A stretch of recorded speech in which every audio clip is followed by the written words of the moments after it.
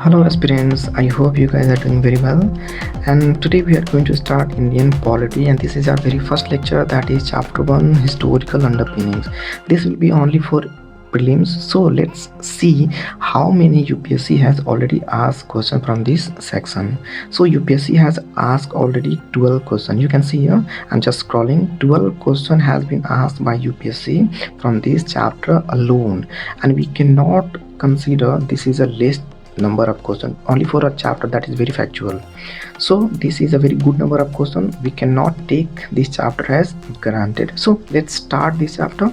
And how we'll approach this chapter, we'll try to finish entire chapter in one go, in one shot, in one video. And you know very well that this chapter has two sections, the company rule and the British crown. So let's start with the first, that is the company rule. Now what happened that British East India Company got charter for the first time by Queen Elizabeth I in 1600, and in 1608 they came to India as a trader. Till now they do not have any intention to rule India, but after 1765 they got a Diwani rights over Bengal, Bihar and Odisha and became territorial power. Now, why Regulating Act of 1773 came? Till now, what happened that the company was established so much, the company become powerful. And because of that, all the employees of the company, they started focusing more on their personal treat, and started bypassing the trade of the company. And because of that, what happened that the company got bankrupt, and as soon as the company got bankrupt, British crown got a chance to regulate the company. And that's why the very first act, that was the Regulating Act of 1773, came into the picture. Now here in this act, only four provisions we have to know. And what are these four provisions? Let's talk about one by one. Before this act, there was a governor of Bengal, and at that point of time, keep in mind, there are three presidency that was very powerful. One was Bombay, the second was Madras, and the third was Bengal. So we can consider this in Bengal, Madras and Bombay. Only these three presidencies were very much powerful. When this act came, what it has done, it made governor of Bengal to the, or we can say designated or promoted governor of Bengal to the governor general of Bengal, and made Madras and Bombay subordinate to him. Now this is a huge power, this is a huge responsibility. And when this is a huge responsibility, so the alone governor of Bengal, governor general of Bengal cannot handle it. That's why it also created a four-member council created to assist the governor, and this council was called Governor General in Council. Keep in mind, Governor General in Council, and this is going to now take over the entire administration, including the Madras and Bombay also. Till now here clear. And the first Governor General was that Lord Warren Hastings. I hope till now everything is clear. Now keep in mind, along with that, whatever these provisions we have discussed now, this is only for the administration.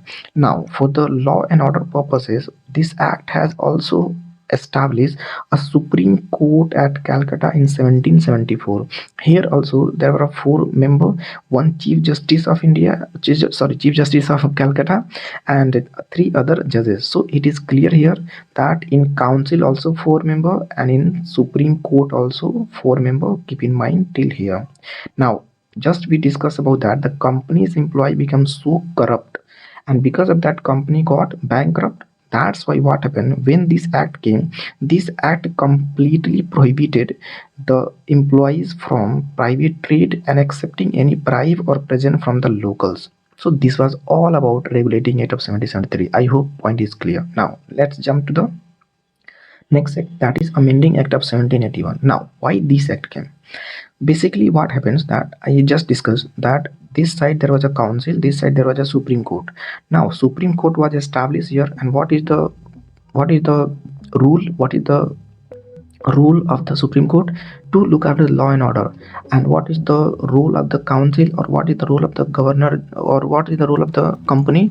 To extract money as much as possible, to collect revenue as much as they can. And whenever they are forcing any particular Indians here in India, so Supreme Court was Supreme Court came into the picture and started teaching them rules and regulation that you cannot do this, that.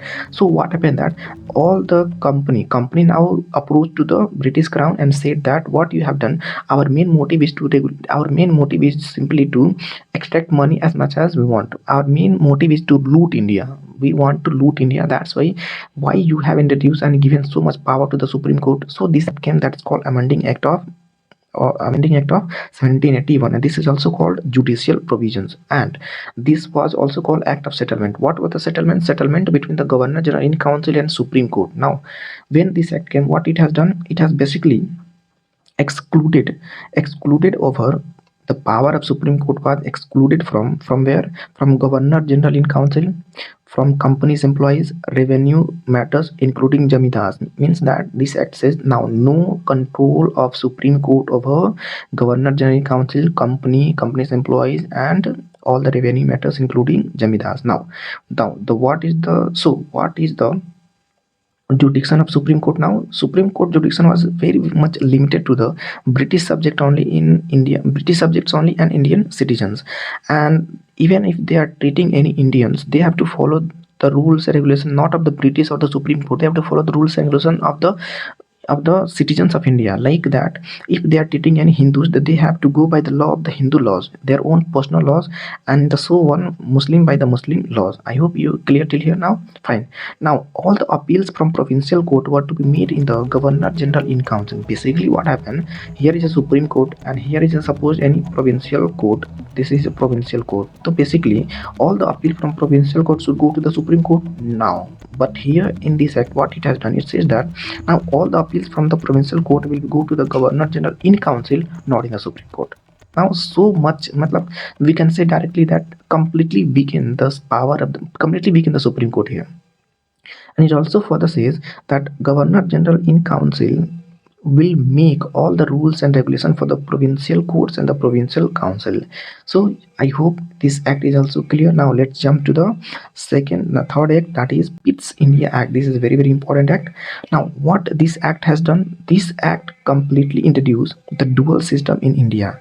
What is the dual system? The dual system means one sided it introduced board of control, and other side it already was court of directors in India. The court of directors, they were in 24 in numbers. The court of directors were running in India. They were managing all the administration and affairs in India. But now over this court of directors, what it has done, it has introduced another body that is called board of control. And now this board of control is going to manage everything like political, military, and revenue affairs. And it says that for the court of directors, you came here for only trade, so manage only your own commercial affairs and trade affairs. Do not indulge into the political, military, and revenue affairs. Who will now look after these all affairs? These all affairs will be looked after by the board of control, not by the court of directors. Have the point is clear? Fine. And this act also says that for the first time that all the territory till now British East India Company has occupied in India will be the territory of British possession. This is not the territory of company, this is the territory of the British Empire. So keep in mind, this question can be asked directly, that British possession for the first time introduced in which act? That was the Act of 1784. Now let's move further. Now just we studied in integrity in 1773 that 4-member council was introduced. But here in this act, what it has done, it has reduced the number from 4 to 3, and also given Governor General a casting vote. Now Governor General can make any decision with the support of just 1 member. Earlier with the 4 members, what happened, that decision was taken on the voting. Means that if some decisions, voting means what, there is one decision and everybody will vote, and in this voting Governor General was always bypassed. His decision was always surpassed by the other members. That's why what happened, this act has completely reduced the member to 3, and also given Governor General a casting vote. Casting vote means what? Now Governor General can take any decision in his favor by his casting vote. I hope this point is clear till now. Now let's jump to the next act, that is Act 1786. Now this is not a proper act in such a way. This act was passed only for the Lord War. So this was passed only for the Lord Cornwallis. So the Warren Hastings term was over in 1793, and the post of the Governor General in India was vacant. That's why British Empire approached to Cornwallis, and Cornwallis said that I have some demand. If you want me to go to India and to perform the role of the Governor General, so you have to fulfill my certain demands. And what was the demand? Demand was as such that I want full power to override the council in special cases. He says that if there is any special cases, I want to take decision my own. I will take. I will not take advice of other members first. The second, that appoint at the commander in chief. He said that I also be the commander in chief in India. So to only fulfill his demand, this act was passed in British Empire. I hope you clear here. Now let's move to Charter Act of 1793. Now what was this act? So keep in mind, whenever I'm talking about the charter means that 20 years. Whenever the word charter will be used, that 20 years, any charter, when charter will come, the charter will extend the rule of the company for the next 20 years. In the same way, this is a Charter Act of 1793. It is going to extend the trade monopoly of the British East India Company for the next 20 years. Fine.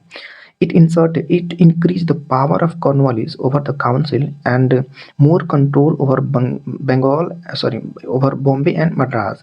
And this provision was also extended to all future governor generals. This was the demand, that if you want me to be the Governor General of Bengal, then you have to give this demand, and this demand was fulfilled in this act. And this act also allowed the company to issue a trade license. They say that okay, now you are now well off, you have much power, you have much armies and all, so you can manage your own affairs. So you can now also give trade license to individuals, even including Indians, to individuals including natives and company employees. Now companies employees were again given right to trade their own personal, their own personal. Now they can do personal trade. That's it. Fine.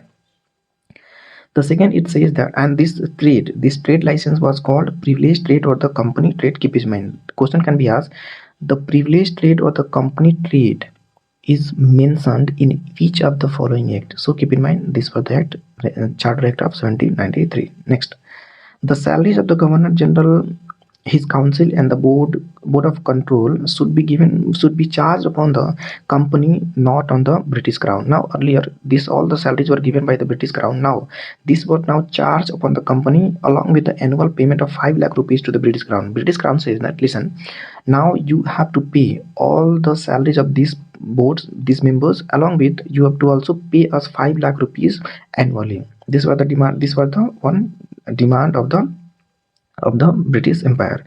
And it also said that the commander-in-chief could not be member of the council unless he was specifically appointed. Cornwallis said, I will be the commander-in-chief. This act says, okay, this is only for you, but next any member, there are 3 members now, any members cannot be commander-in-chief unless British Empire appoint them. Fine, understood? Okay, fine. Let's now, there is one thing extra point that we have to know here, that is Cornwallis Code 1793. In the same year this Cornwallis Code also came. So what it was said, it says that it provided for the governance based on the written rules and laws instead of the personal rulers of the natives. What does it mean? It means, let's say there is one ruler and this is their own territory. So here all the rules and regulation was done by their own rules and regulations, their own trade. Here rules and regulations separate, here rules and regulations separate. But this Cornwallis Code said that now there will be uniform rules, and regulation, entire territory, entire British India, and this will be on the basis of written rules and laws, not will be ruled by on personal rulers. Means that whatever they have said that till now they were ruling this particular territory, this is invalid now. Now we'll make rules and laws, and here will be, this area will be governed on that particular basic rules and laws. Fine. Next, Charter Act of 1813. Now this is very important act, because from this charter only alone 4 questions UPSC has previously asked. Now let's know little background. Till now, at this point of time, Napoleon came in the throne in France, and when he came into the throne, what he has done, he proposed a system that's called continental system. And what was this continental system? Continental system means that wherever the allies of the France, let's say this is all the France allies. So these all France allies, what they are going to do, they are going to stop the trade with the British. They are not allowed to trade with the British. Why he does so? He wanted to weaken British Empire economically, because by force or by other means we cannot defeat British. That's why he proposed this system, that let's weaken them economically. Now, because of this, all the British companies, other than British East India Company, who was doing trade in India, but they were doing trade in other part of the country, other part of the world. Now their trade was stopped by the Napoleon, and when their trade was stopped, they went to the British Crown and they said that we also want the market of India for our trading. We want access to the Indian market, because now we do not have any other option. So the crown introduced this act that's called Charter Act of 1813. Charter Act, again 20 years extended. Fine. Now this act ended the East India Company's trade monopoly in India, as they forced other company also forced the British Empire that we also want the access of Indian market. That's why what happened, that it ended the monopoly of British East India Company except trade in tea, opium and China. Because now British East India Company was given lots of money to the crown, lots of the territory to the crown. The crown cannot completely prohibit all the trades in India. That's why the major trade is still with the British East India Company, that is trade in tea, opium and China. And in other trades like clothes and everything, it was open to every British companies. Fine, understood. Now let's move to next. Now British Empire says that now we are very much powerful in India. We have very much hold. So why not we should also expand our religion and all. That's why they allowed Christian missionaries to enter in India and preach and promote Christianity in India. Fine. Next, what it has said, it also allocated 1 lakh per year for the promotion of the education and enlightening the people of India. This was a good step, because this was the only act which started state sponsored education in India. For the first time in entire British Indian history, it was for the first time that state sponsored education was introduced. How much it was given? 1 lakh per annum to the promotion of education and enlightening the Indians. This was a good, I mean, this was a good approach, and it also led to the beginning of a state support Western education. It was also the beginning of the Western education system in India. Now next, it also regulated the company's revenue collection system to check misuse, and it also recognized again the territorial acquisition as a part of the British Empire. Remember, the British possession, the territory of British East India Company is a British possession. Which act said this? Pitt's India Act 1784.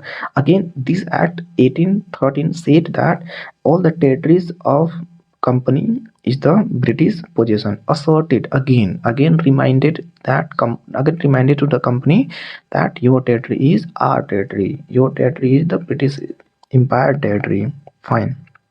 And now all the local government was also empowered to impose taxes and punish defaulters. It also said that now, okay, fine, it also given the power that all the local governments can now impose tax, and they can also punish if somebody is not defaulting, not giving the tax and all. Understood? Fine. Now let's jump to the 1813. What about this act? What it says? This is a very important act, because this was this act made the centralization peak for the British East India Company. Centralization was peak under this act. What happened? So this act, what it has done, Governor General of Bengal was made the Governor General of India. Centralization in peak means that now Governor of Bengal will be called Governor General of entire India. Centralization, complete centralization, because one person at the top is going to rule entire India. That's why we can say centralization was top in this act. And first time vested that's the same. And the first Governor General of India was that Lord William Bentinck. Keep in mind, this can be also directly question. And this act also made Bombay and Madras deprived of their legislative power. Earlier in the first act, regulating assembly 73. In the administrative purposes, in the administrative area, they were subordinate to Governor General of Bengal. But now here, this act, their legislative power was also deprived and made under the Governor General in Council. Now Governor General in Council is going to make laws for the entire India, including Bombay and Madras. I hope this point is clear. Next, East India Company's commercial function was completely abolished. Now, East India Company is no further as a trading company. It was made just merely an administrative body in India. Macaulay's Law Commission was also established for the codification of law, because now the Governor General in Council was going to codify the law for the entire India. So alone they cannot do. For that they need especially a law commission. So under the Macaulay, a law commission was also established here. And remember I told you in the very first in Pitt's India Act that from 4 to 3 it decreased the member 4 to 3. This act again increased to 4. And who was the member? The member was Macaulay itself. He was made a law member in the Governor General in Council. Now again the member become 4. Fine, clear till now? I hope you have understood. And this act also made first attempt to introduce open competition for the civil services, but it was blocked by the Court of Directors. Court of Directors completely rejected these provisions. I hope this point is clear now. Charter Act 1833 clear. Now last act under the company rule. What was that? What it says? After this act we'll have a drink of water and all. Fine, let's start. What it says? It says introduce open competition for Indian civil services. Previous act 1833, it tried to introduce but it was rejected, but here it was completely introduced under the Macaulay committee. And the first person in India who cleared this exam was Satyendra Nath Tagore. Keep in mind for information. And second provisions was that renewed the company's charter but without any fixed period. I told you that charter means 20 years, but here there was no any such year was mentioned. All charter mentioned 20 years, 20 years, 20 years, but this did not mention such things. So it was clear that company can be scrapped in India at any point of time, because all the commercial affairs was also scrapped. Only it becomes only administrative body. So it was also clear that company can be scrapped anytime in India. The third, it says for the first time separated the executive and legislative function. This is very, very important. Mark it, star it here. This was the first act that introduced executive and it separated executive and legislative function in India. Till now, whatever we have seen, that everything was going under one head, that was the executive function, executive body. But now the body was separated into legislative and executive. Fine, clear? And this legislative body will be called Indian Legislative Council. Keep in mind Indian Legislative Council, and here earlier only 4 members, directly 12 members were made, means that members were also increased to 12. And out of 12, 4 members will be such that they will be nominated by the local representation, means that the locally people will be nominated in that body, from where, which are the part, there are 4 provinces from where they were going to nominate. Bengal is there, Madras is there, Bombay is there. 3 is already there, and only 1 addition was there, that is Agra. Keep in mind this is the first act that is going to introduce local non-official representation. Keep in mind local non-official representation.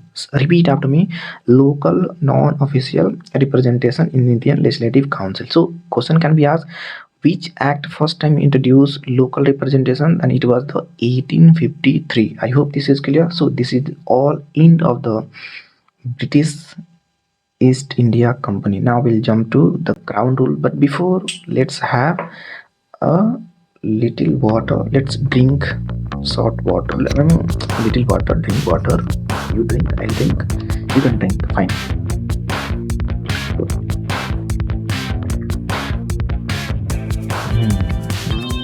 Finally.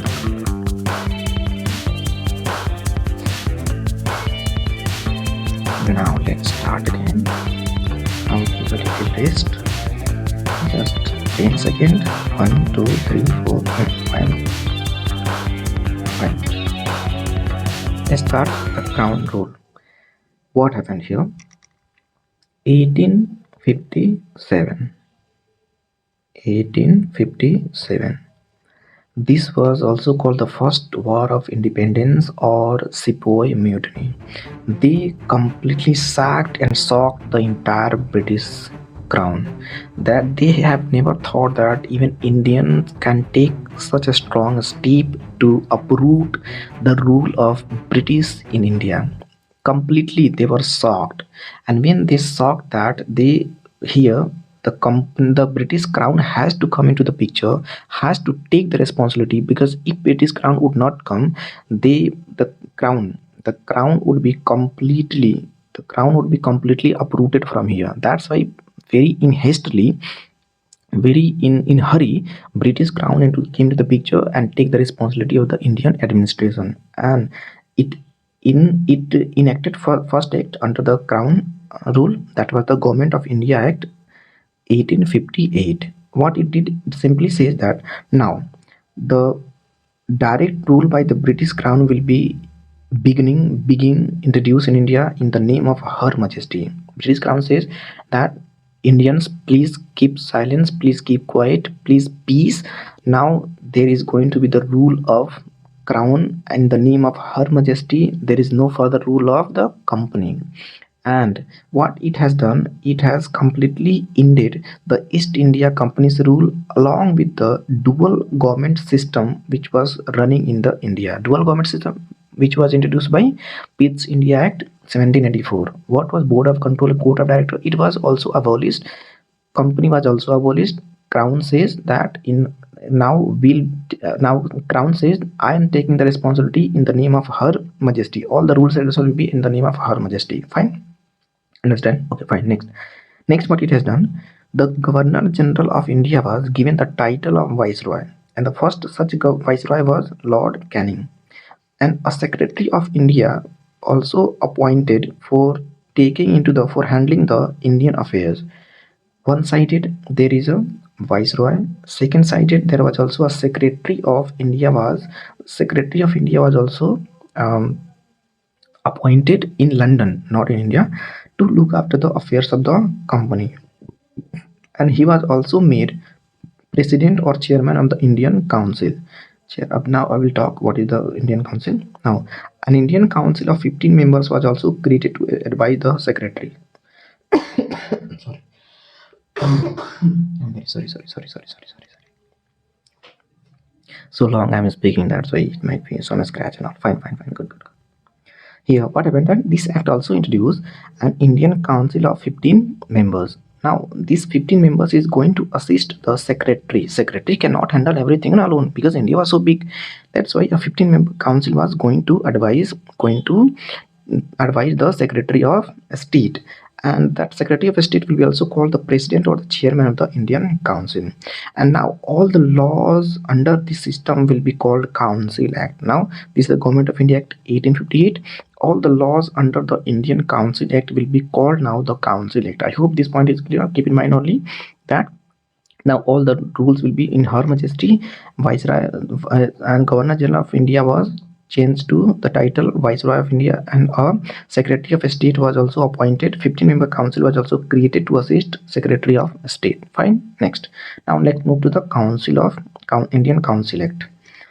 Now the first Indian Council Act was 1861. What it has done, it has started decentralization in India. Remember, centralization was peak in 1833. Now from here what will happen, centralization will be slowly started. Restored the legislative power to the Bombay and Madras Presidency. Remember, 1833 it deprived the legislative power of Bombay and Madras. Now it restored. Portfolio system was introduced by Lord Canning. What was the portfolio system? It is like a cabinet system. Now you see the cabinet government we have. So what is the cabinet government means? That department will be divided into parts like education department, health department, security department, defense department. So all these department will be created. In the same way, this Lord Canning has introduced such department that is called portfolio system. Keep in mind, now Indian representation is also introduced in India. For the first time, Viceroy empowered to nominate, or Viceroy nominated 3 Indians in the Indian council, that they were Maharaja of Patiala, Raja of Banaras, and Sir Dinkar Rao. Keep in mind, this was the first act, Indian Council Act 1861, of the first act through which first three Indians were nominated into the Indian Council. And who were they? Maharaja of Patiala, Raja of Banaras, and Sir Dinkar Rao. Fine. Next, it also created some new legislative council, like provincial legislative council. They were Bengal, Northwest Province, and Punjab. Keep in mind, till now there is Indian Council at the top, but now this act also started creating some provincial legislative council. First was created in Bengal, then Northwest, and then Punjab. Keep in mind, understood? Earlier there was only one council. Now one council at central level, other council at provincial level also created. Fine. Now what is the viceroy's power? Is also increase the power of the viceroy. First it says that now viceroy can issue any ordinances and valid for the 6 months. Now as we can see that we have also already the same power is like we have with the president and by president, like 213 government ordinance power. 123 is the president article. I'm telling article 123 and governor power under 213. This is the ordinance power of the governor and president. In the same way, and this president and governor's validity ordinance validity is also same 6 months. So here government can issue ordinance valid up to 6 months. Can it reserve any bill for approval of the British Crown? Like governor can reserve any bill for the President of India. In the same way, it can also reserve any bill for the British Crown, and no bill become law without Viceroy's assent. Until unless the Viceroy will not sign any bill, it will not be considered as a law. Fine, understood. Now next, that is called Indian Council Act 1892. This is also very, very important. How? Let's understand, because this is very, very important, because for the first time it introduced the indirect election in India. And it also, what it has now, in the previous act I told you that one-sided Central Legislative Council and other sided Provincial Legislative Council. I'm sorry, I don't know why I'm coughing. Fine. It's all right. Fine. One-sided Central Legislative Council and other sided Provincial Legislative Council. Now, in Central Legislative Council, what this act has done, number of official member unchanged here, official member unchanged, official member unchanged, but non-official members were increased. Here also non-official members were also increased. I hope you understood. Now there is two council, Central Council, Provincial Council. In both the council, official member unchanged, remain same, but non-official members was increased. I hope you understood this point. And for the filling some post in the Provincial and Central Legislative Council, indirect election was also introduced. Keep in mind, question can be directly asked, indirect election was introduced for the first time in which act? That was 1892. Fine. And keep in mind that the term election was also not mentioned anywhere in this act. Next, nominating non-official members in Central Legislative Council by the Viceroy on the recommendation of, here some of the members from the Provincial Legislative Council or the local levels are directly going to be nominated into the Central Legislative Council. See here, Central Legislative Council, like today we have Parliament. So in Parliament, Rajya Sabha, what happened that from all the states, some of the members are indirectly elected and they go to the Rajya Sabha to represent the states. In the same way, what was happening here in the Central Legislative Council, some of the members will be also nominated by the Viceroy. From where? From the Provincial Legislative Council, Bengal Chamber of Commerce, district boards and municipalities, universities and trade associations, and jamidars. In the same way, this is also the same provisions now, like where bicameralism in states, like let's say Bihar. So what happened that there are two houses, Legislative Council. In Legislative Council, how governor nominates some person? Same way now, like that. District boards, universities, and not jamidars. District boards and some teachers are not directly nominated. So these all are the from where we have directly influenced, and we have taken into our constitution. Fine. Next, what it says. The next it says that council's power was also expanded. It expanded the council's power, like members could now discuss the budget for the first time they were given power to discuss the budget, keep in mind, and right to ask questions to the executive, but no voting rights. They can ask questions, they can also discuss the budget, but they do not have any voting rights. Now this was all 1892. Now let's jump to the council act of 1909. This is very, very important. This is also called Morley Minto reforms. This is important because also that this act, the purpose of this act was uh, introducing communalism in India. They started thinking that for the longer period of time, if we want to rule in India, the first we have to divide Indians into Muslims and Hindus, because that time there were good number of good unity. Yeah, of course there was some division also there, but unity was there. But that's why they started dividing India, divide and rule. They divided India. Let's see what are the provisions. For the first time, separate electorate for Muslims was introduced. First time Muslims got a separate electorate. Muslim could vote for Muslim candidates only. What does it mean? Muslims separate electorate for Muslim means that if any Muslim candidate is if any Muslim candidate contesting election, so only Muslim persons can vote for him. So this is called separate electorate. Lord Minto is considered as the father of communal electorate in India, and this act legally, in a written, legalized the communalism in India. I hope you understood. Now next is increase in legislative council members, expanded both central and provincial council. So I told you in the just previous act what one side is central legislative council, other side is provincial legislative council. So what happened? What it has done? Non-official majority in the provincial legislative council. So there is a official majority, and then non-official majority. Then here is also official majority, and then non-official majority. Now what this act done in central legislative council?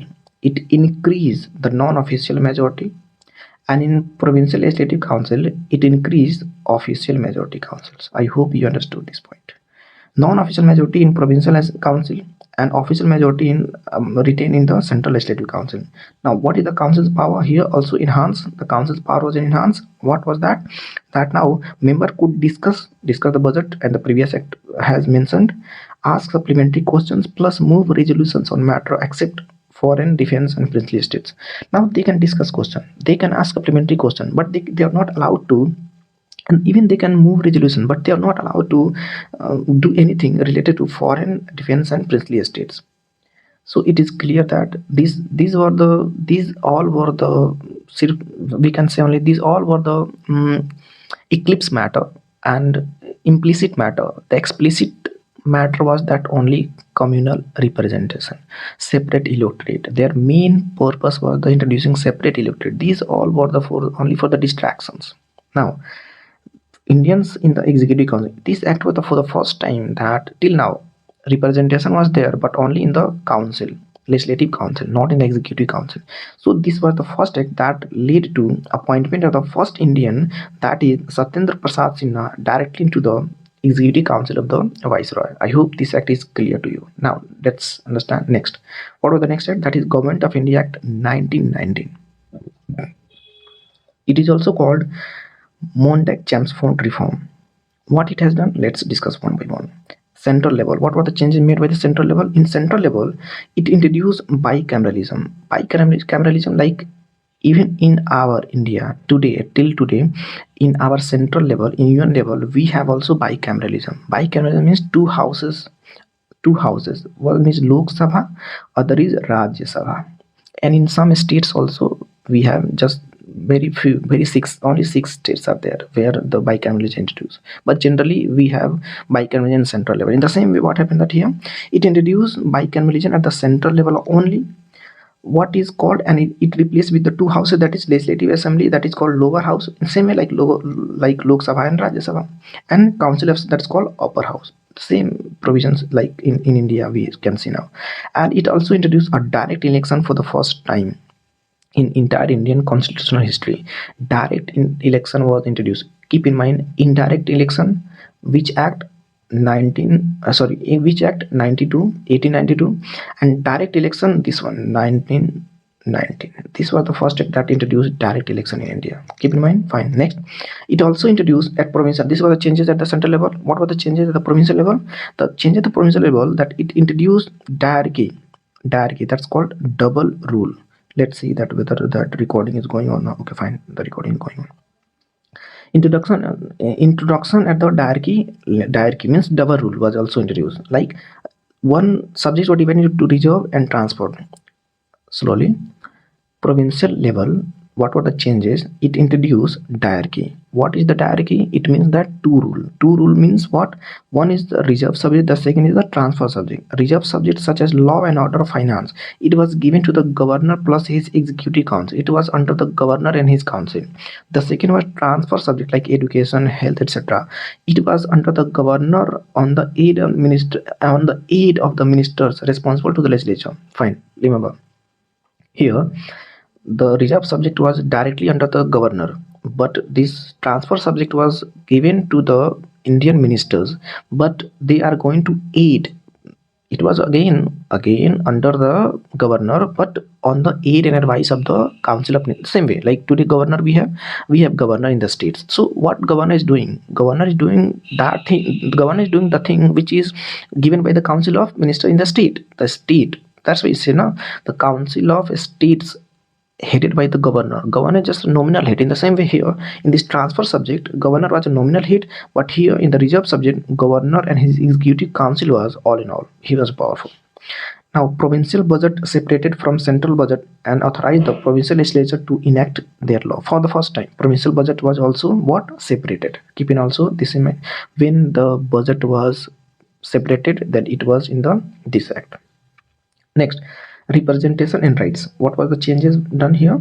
So communal representation extended. Earlier act only for Muslims, but here it extended to Sikh, Christians, Anglo-Indians and Europeans also. Limited franchise, voting rights based on the property, tax and education. If you have a good number of property, you will be given voting rights. If you are giving tax, you will be given voting rights. If you are educated, then you will be given voting rights. Otherwise, no. So women's right to vote is also introduced. First was in Madras. First time in Madras, woman was also introduced. Women's rights was also introduced to vote. So it can be also said in entire Indian history, when women were first time given right to vote, then it was this act. It was in 1921, and which was the first state, we can say Madras. New institution. This act also introduced new institutions such as Central Public Service Commission 1926. First time to recruit the civil servants. Then High Commissioner for India in London. Then proposed Chamber of Princes. This can be asked in question. Chamber of Princes. This also called Narendra Mandal. And it was nothing but just a group of princely estates. It was like a chamber of princely estates which was headed by the viceroy. And then again, appointment of statutory commission. This was important. Statutory commission. This act also appointed a statutory commission to look after the constitutional reform in India. That's why now, because of this act, 1927, what came? 1927 came Simon Commission. Because of only this act mentioned that after 10 years, to review the working of the constitution, after 10 years, to review the working of the constitution, a commission will be established. But this commission came in 3 years earlier. Sorry, 1929. So 2 years earlier, this commission came, and because of that we'll discuss in the modern history. And in that commission, even no Indians, they were going to decide the fate of Indian constitution without any Indians. So there was lots of revolts, there was lots of agitations regarding against this commission. I hope you understood this. Now, this also categorize the civil services like All India Civil Services, provincials and subordinate services. I hope you understood what is 1990. Now let's jump to 1935. What was the Government of India Act 1935? What were the changes? The first, structural and power distribution. It imposed All India Federation, including entire British India plus princely estates. It says that let's propose an All India Federation. In All India Federation, all India, entire India will be, because here there was some princely estates and this was called entire British provinces. So including this all, clubbing these two made an All India Federation. But this federation never came into the picture, never materialized on the ground, because this princely estates what they say, they rejected to join this federation. That's why it never came to the picture. And this also proposed three lists. That three list was federalist, provincialist, and concurrently. Federalist means 59 subjects were there with the union government. Provincialist means 54 subjects provinces, and concurrent list was 36 subjects to the both, like that we have in 7th schedule, same way. And residuary power were given to the viceroy. Some note, I told you that this was never came into the picture because president did not join. Diarchy was abolished. Remember the previous act I told you, diarchy was introduced, but diarchy was a very problematic. It created lots of problem because that's why people rejected this, people go against this, people revolted against this. That's why this diarchy was abolished in this act 1935. This act was abolished and introduced at the central level, though never implemented also at central level. Provincial autonomy, legislative power, what was that? Full provincial autonomy was introduced, diarchy was abolished, and responsible government was granted to the provincial level. Now governors act on the aid and advice of the ministers. Now everything will be done. Earlier some powers were given to the governors, some major powers were given to the governors in 1919, where he is going to take decision on his own with his executive council, and some very few powers were given to the Indian ministers. But now what here, diarchy was introduced, and this it said that entire power will be shifted to the ministers, and the governor is just going to work on the aid and advice of the central the council of the ministers only. Fine, understood. Next, what is this? Next, what is this? Legislative power enhanced, right to ask supplementary questions. No confidence motion was also introduced. Now they can also introduce no confidence motion. This was a great power given to them. Fine. Bicameralism introduced in some provinces. In earlier act introduced bicameralism central level. This act also introduced bicameralism some state level, some provinces level, like in Bengal, Bombay, Madras, Bihar, Assam, and United Provinces. Election and franchise. What happened? What was the change introduced here? Franchise expanded to 3% to 40% based on property, tax, education, and qualification. Fine. Separate electorate extended to women, depressed classes, and laborers, minorities also. Some institutional development that we have to see here. Council of India abolished. Council of India, which was established in 1858. Then Reserve Bank of India was established. Then Federal Court was established. First Court of Constitutional Representation in India. This is also going to be the Supreme Court in India. Then Federal Public Service Commission and Joint Public Service Commission was also introduced. Federal Railway Authority was introduced, and then appointment of Attorney General of India was also introduced. This was all about that. This is not important. Job security for the civil servants. Fine. This was all about that 1935 Act. I hope you understood very well what this. Now let's see briefly about Indian Independence Act. What it says: it declared India's independence on 15th August and divided India into two dominions, Pakistan and India. And it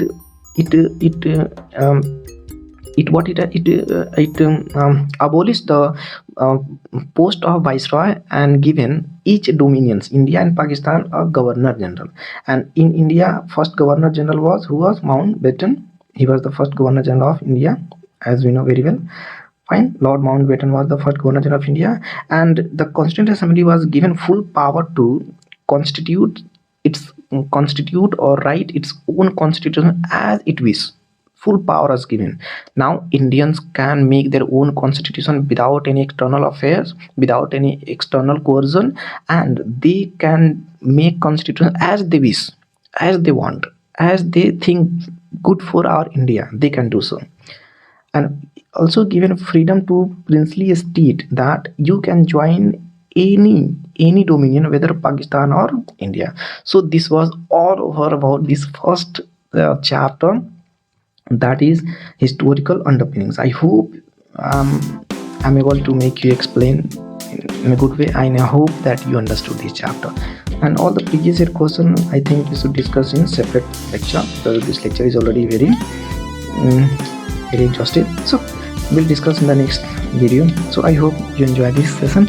If you enjoy, then share with your friends, subscribe to this channel and support me, and also like and comment so that the engagement will increase on this video. Fine. See you in the next video. Bye.